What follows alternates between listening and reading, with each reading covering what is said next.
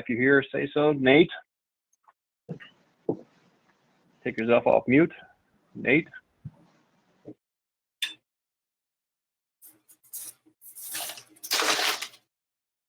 Nate? I can see his box. Nate, are you here? We'll come back to him. He's figuring out his mute button. Brad? No. I'm here. Dave? Still.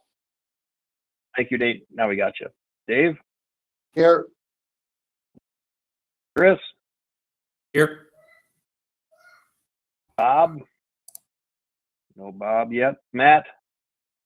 Here. And I am here. We have a 1, 2, 3, 4, 5 members present, so a quorum is present. We'll proceed. First item of business is approval of the minutes from December 9th. Is there a motion on that? Move to approve. Written second. Okay, moved by Dave, seconded by Chris. Is there any discussion? All those in favor of approval say aye. Aye. Aye. Aye. Opposed say no. All right, minutes are approved.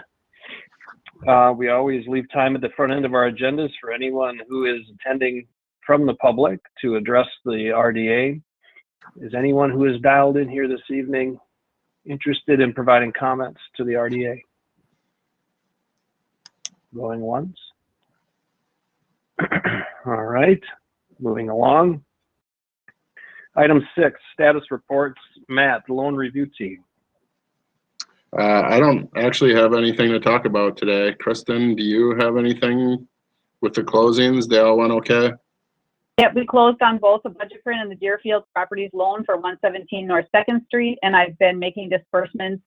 They both have requested their second disbursement now, and work on the Budget Print building is coming right along, and so is the Deerfield property. So, and the White Oak property will be asking for another disbursement very soon. Okay. And are there any pending applications at this time, Kristen? Nope. Okay, good. Thank you. Thanks, Matt. Dave, design input team. Well, you got the last report was the completest one we have, and I think we're getting a even more precise and final update this evening. Great. So it sounds like pretty much the work of that team is wrapping up, and we're moving now into the bid and construction phase. Correct. Awesome. Well, thanks so much for leading us through that, Dave. We're excited to see the presentation tonight, and obviously, you know, we all think the design's phenomenal. So thanks. My pleasure. Jeannie and Kristen, community support and communications. Well, we've been updating the website, and in fact, even tonight, and you know that everybody knows that next week, Tuesday, the 9th, Rob is speaking at Maranatha, and you can log into our website and click the link, and you can sign up for that presentation that starts at 7:30. You can also appear in person if you want to eat, but Rob will be virtual. Again, websites, more stuff on the Facebook page. And then we're just communicating quickly about tomorrow night's meeting is moving all virtual. So that was updated. Anything else? No. Anything to add, Kristen? No. Did we do, I couldn't remember if we did pre-registrations for that event tomorrow. Did we? And if so, how is attendance looking?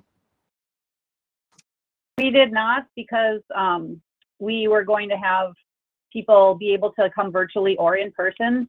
So we just promoted it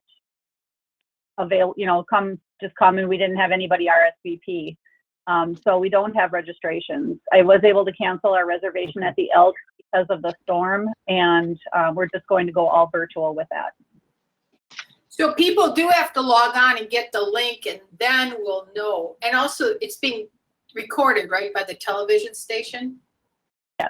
For later? Okay. Any questions for Jeannie or Kristen on communications?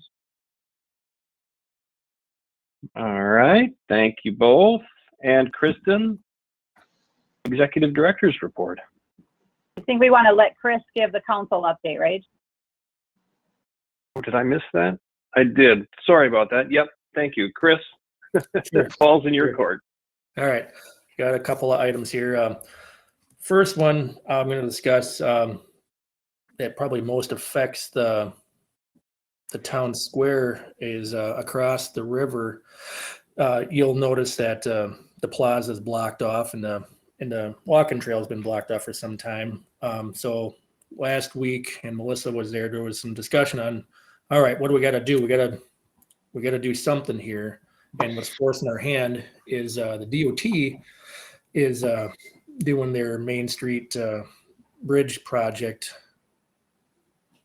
It's still scheduled for 2026, but we've been pushing them to move it up to 2024. And then they're forcing our hand, wanting to know, all right, well, you guys got to tell us what you guys are going to do with your broken plaza.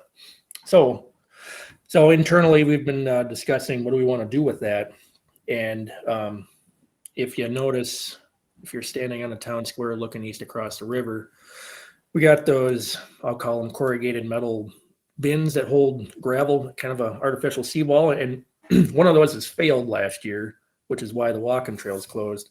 So what we were talking about is perhaps just raising that whole plaza, removing those bins, and putting in a stone boulder seawall.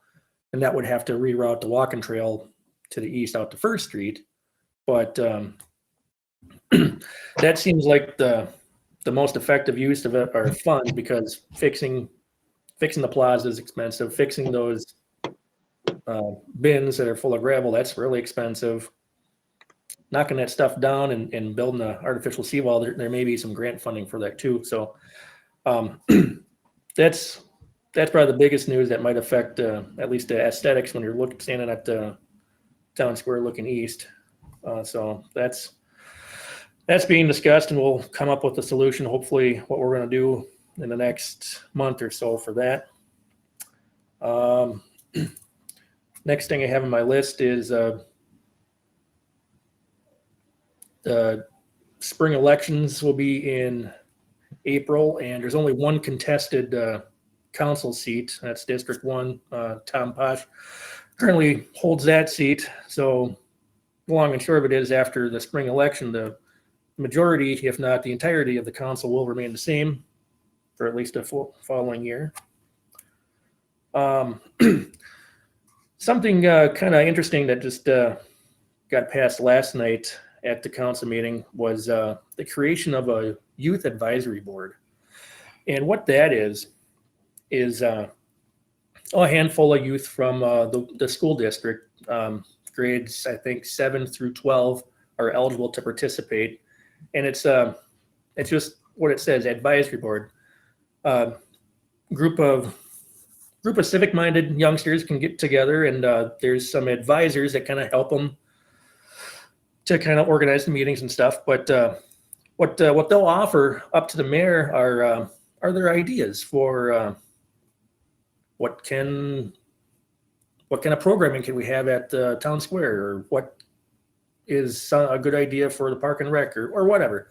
And these youngsters will be expected to also volunteer with city events, like downtown events and stuff like that.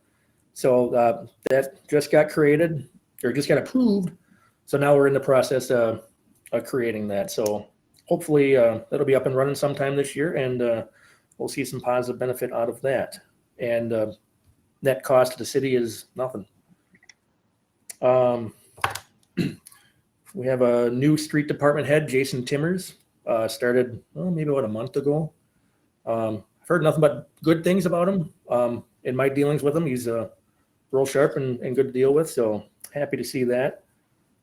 And I saved the COVID stuff for last because I didn't want to lead off with it this time. COVID's still a thing. But the numbers in the city are trending better. Last night we got updated. The city had like 75, 79 active cases, which is about half of what it was a week or two ago. And around Thanksgiving, we had a couple of hundred. So trending in the right direction. Vaccine clinics are being put on by the health department now. The bottleneck is we only get about 100 vaccines a week. But the bright news on that horizon